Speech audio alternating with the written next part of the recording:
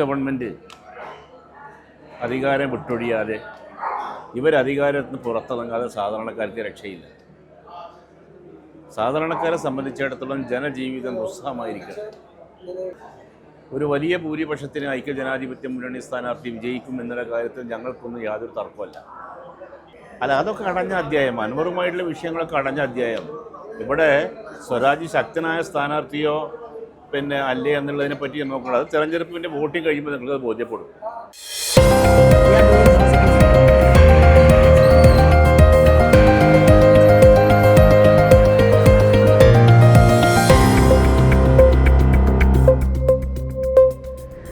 ഇത് മലപ്പുറം ജില്ലയിൽ നടക്കുന്ന ഒരു ഉപതെരഞ്ഞെടുപ്പാണ്. ജില്ലയിൽ പാർട്ടിയുടെ സ്വാധീനം എല്ലാവർക്കും അറിയുന്ന കാര്യമാണല്ലോ. ഐക്യജനാധിപത്യ മുന്നണി ഒരു വലിയ വർദ്ധിത ഐക്യത്തോടു കൂടിയാണ് ഈ തെരഞ്ഞെടുപ്പിനെ ഞങ്ങൾ അഡ്രസ്സ് ചെയ്യുന്നത്. മാസങ്ങൾക്ക് മുമ്പ് തന്നെ ഞങ്ങൾ തെരഞ്ഞെടുപ്പ് പ്രക്രിയ നമ്മൾ ആരംഭിച്ചിട്ടുണ്ട്. മുസ്ലിം ലീഗ് കമ്മിറ്റി വേറിട്ടും കോൺഗ്രസ് വേറിട്ടും തന്നെ നേരത്തെ ഇതിൻ്റെ പണി തുടങ്ങി. വോട്ടർമാരെ ചേർക്കുന്ന അടക്കമുള്ള ബൂത്ത് കമ്മിറ്റി രൂപീകരണം തൊട്ട് തന്നെ മാസങ്ങൾക്ക് മുമ്പ് തന്നെ തെരഞ്ഞെടുപ്പ് പ്രക്രിയകൾ ആരംഭിച്ചു. അതുകൊണ്ട് തന്നെ ഒരു തെരഞ്ഞെടുപ്പിൻ്റെ മുന്നൊരുക്കം എന്നുള്ള നിലയ്ക്ക് ചെയ്യാൻ സാധിക്കുന്ന എല്ലാ പ്രവർത്തനവും ഞങ്ങൾ പൂർത്തീകരിച്ചു. തിരഞ്ഞെടുപ്പ് പ്രഖ്യാപിച്ചു, ഡേറ്റ് പ്രഖ്യാപിച്ചു, സ്ഥാനാർത്ഥിയെ പ്രഖ്യാപിച്ചപ്പോൾ ഞങ്ങളുടെ ടീമായിട്ട് ഞാൻ പറഞ്ഞു ഒരു വലിയ ആത്മവീര്യത്തോടുകൂടി ഞങ്ങൾ രംഗത്തിറങ്ങിക്കുകയാണ്. ഒരു വലിയ ഭൂരിപക്ഷത്തിന് ഐക്യജനാധിപത്യ മുന്നണി സ്ഥാനാർത്ഥി വിജയിക്കും എന്നുള്ള കാര്യത്തിൽ ഞങ്ങൾക്കൊന്നും യാതൊരു തർക്കമല്ല. ഒന്ന്, ഭരണത്തിനെതിരെയുള്ള ഒരു വലിയ വികാരം നാട്ടിൻപുറങ്ങളിലും നഗരപ്രദേശങ്ങളിലും എവിടെ ചെന്നാലും നമ്മൾക്ക് കാണാൻ സാധിക്കുന്നൊരു പ്രത്യേകത അതാണ്. ഈ ഗവൺമെൻറ് അധികാരം വിട്ടൊഴിയാതെ ഇവരധികാരത്തിന് പുറത്തിറങ്ങാതെ സാധാരണക്കാർക്ക് രക്ഷയില്ല. സാധാരണക്കാരെ സംബന്ധിച്ചിടത്തോളം ജനജീവിതം ദുസ്സഹമായിരിക്കണം. ജീവിതത്തിൻ്റെ രണ്ടറ്റം കൂട്ടിമുട്ടിക്കാനും വേണ്ടി പാടുപെടുന്ന ആൾക്കാരാണ് ഏറ്റവും വലിയ കഷ്ടപ്പാട് അനുഭവിക്കുന്നത്. ഇപ്പോൾ ഇന്നലെ ഇവിടെ നിങ്ങളൊരു സമരം കണ്ടു. ആശാവർക്കർമാർ എന്ന് പറഞ്ഞാൽ ഏറ്റവും പാവങ്ങളിൽ പാവങ്ങളായ ആൾക്കാരാണ്. കഴിഞ്ഞ 122 ദിവസമായി തിരുവനന്തപുരം സെക്രട്ടേറിയറ്റ് മുമ്പിൽ ഒരു സമരത്തിലാണ്. എന്തിനു വേണ്ടിയിട്ടാണ് സമരം? തുച്ഛമായ വേതനം ആവശ്യം, ഓണറേറിയത്തിലെ ഒരു വർധന മിനിറ്റ് വെച്ച് തീർക്കാൻ സാധിക്കുന്നൊരു വിഷയം. കാരണം ഒരു തൊഴിലാളി സംഘടനയ്ക്ക് നേതൃത്വം കൊടുക്കുന്ന ആൾക്കാർ ഭരിക്കുന്ന ഒരു ഗവൺമെൻറ് പാവപ്പെട്ടവരുടെ, അധ്വാനിക്കുന്നവരുടെ, തൊഴിലാളികളുടെ, സാധാരണക്കാരുടെ പേരൊക്കെ പറഞ്ഞ് വോട്ട് വാങ്ങിയ ആൾക്കാർ ഇതുപോലെയുള്ള സമരങ്ങൾ എങ്ങനെയാണ് നേരിടുന്നു എന്നുള്ളത് കണ്ടാൽ നമുക്കത് ബോധ്യപ്പെടും.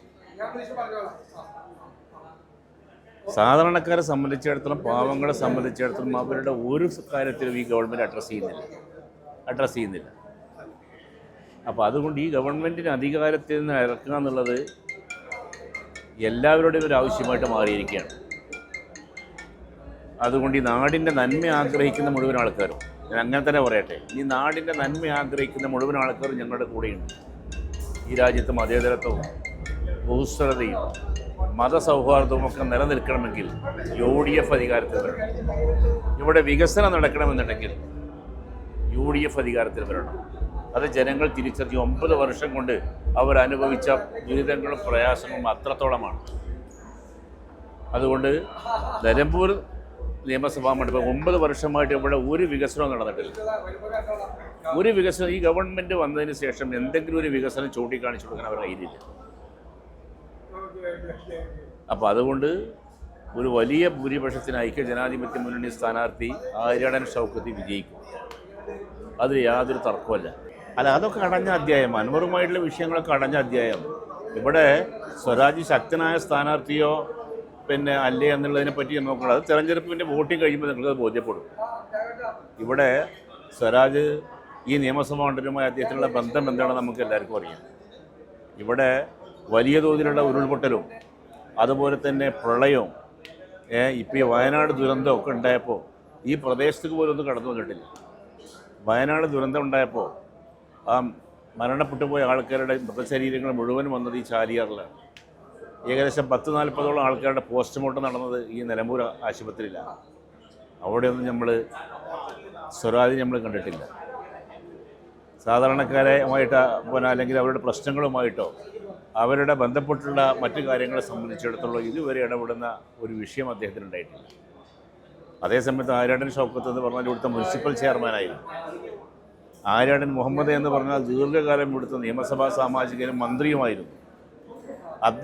അദ്ദേഹത്തിൻ്റെ നിയമസഭാ ആ ഒരു കാലാവധി മന്ത്രിസ്ഥാനമൊക്കെ ഉണ്ടാകുന്ന സമയത്താണ് ഈ വികസനമൊക്കെ നടന്നത് ഇവിടെ.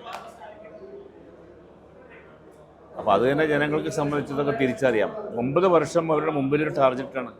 ഒരു ചെറിയ കാലഘട്ടത്തിൽ 2 ടേം ഈ നിയമസഭാ മണ്ഡലത്തിൽ ഇടതുപക്ഷ സ്വതന്ത്ര സ്ഥാനാർത്ഥി അവിടെ വിജയിച്ച ആളാണ്. ഈ നിയമസഭാ മണ്ഡലത്തിൻ്റെ പുരോഗതിക്കാധാരമായ എന്തെങ്കിലും ഒരു കാര്യങ്ങൾ ചെയ്യാൻ സാധിച്ചു. ഇപ്പോഴും പറയാണ് KSRTC, ഇവിടുത്തെ ജില്ലാ ആശുപത്രി, ഇവിടുത്തെ ബൈപ്പാസ് ഒന്നും ഇതുവരെ അതിൻ്റെ പ്രവർത്തനം ആരംഭിക്കാൻ സാധിച്ചിട്ടില്ല. വെറുതെ തെരഞ്ഞെടുപ്പ് വാഗ്ദാനങ്ങൾ നൽകി ജനങ്ങളെ പറ്റിക്കുക എന്നുള്ളതല്ലാതെ ഭരണത്തിലേറിക്കഴിഞ്ഞാൽ പിന്നെ അവരുടെ കോർപ്പറേറ്റുകളുടെ കൂടെയാണ്, മദ്യരാജാക്കന്മാരുടെ കൂടെയാണ്, വലിയ വലിയ കുത്തകക്കാരുടെ കൂടെയാണ് സാധാരണക്കാരെ പൂർണ്ണമായിട്ട് അവഗണിച്ച ഒരു ഗവൺമെൻറ്. അപ്പോൾ ആ ഗവൺമെൻറ്റിനെതിരെയുള്ള ശക്തമായിട്ടൊരു വിധിയെഴുത്ത് ഈ നിയമസഭാ തെരഞ്ഞെടുപ്പിലുണ്ടാവും, ഒരു സംശയമല്ല.